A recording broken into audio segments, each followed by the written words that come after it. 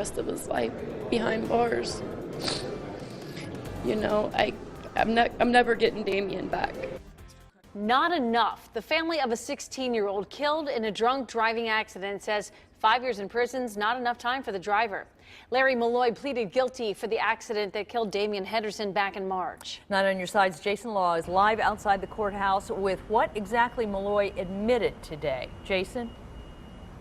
Well, the 42-year-old from Claremont County initially told a judge this morning that alcohol did not play a role in that crash back in March, that it was only his excessive speeding that contributed to him losing control of the car. Well, prosecutors strongly disagreed. Larry Molloy is going to serve 5 years behind bars.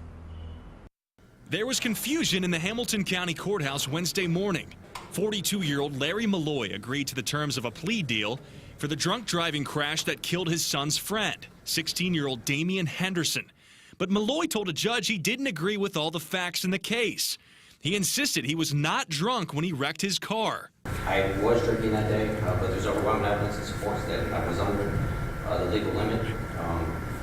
The accident was caused due to my excessive speed. I do not believe that it was caused due to the alcohol, and I was not under the Molloy later changed his stance and pleaded guilty to aggravated vehicular homicide.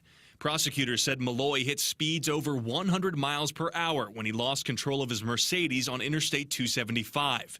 Henderson was thrown from the car and killed.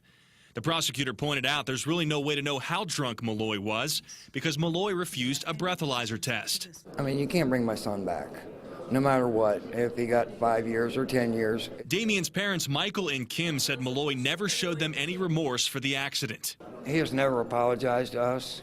He's never said, I'm sorry. He took my son's life and he showed no remorse, none. It's because of Mr. Molloy that Damien is gone. Had he had not done the things he'd done that day, we would not be here right now, and Damien would still be here with us.